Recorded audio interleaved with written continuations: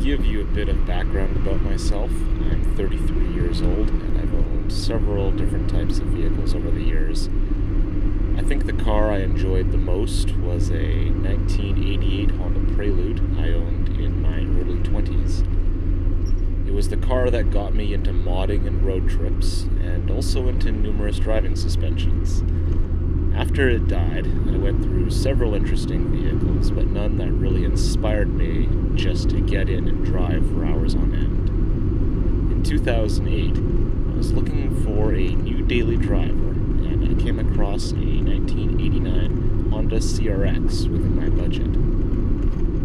Despite the original D-Series motor being an oil-burning piece of crap, likely beat to shit by previous owners, I spent most weekends of the summer waking up at 4 or 5 in the morning and hitting the roads to whatever interesting place I found on a map. I dropped another D-Series motor in the car after the original motor was just too shitty to keep using, and I think that lasted another couple years until the inevitable oil burning from high mileage.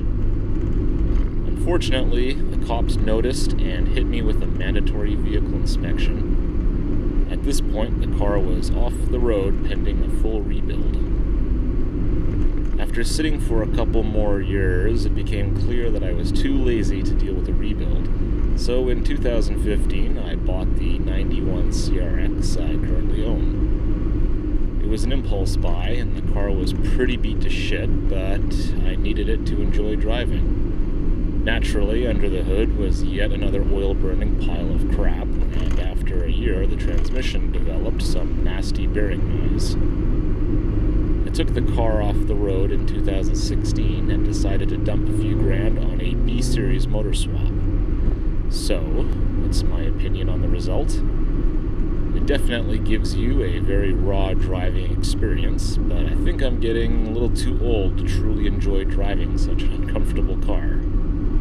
With the custom mounts used for this type of swap, you get increased vibration compared to a stock setup.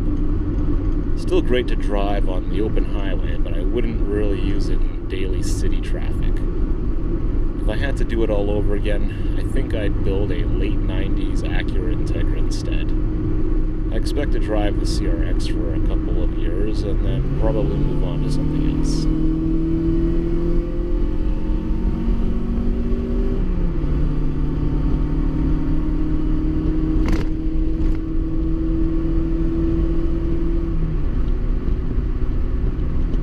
If you've seen my other videos or website, I discuss in more detail what exactly I've got under the hood now and why I chose the setup I did.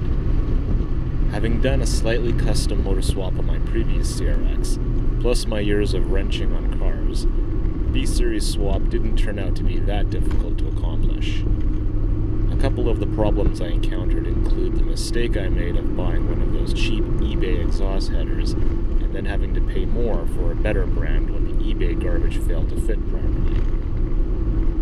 I also ran into a defective TPS on my original throttle body, which caused the idle issues after the car's first start, but luckily the local junkyard did have enough replacements.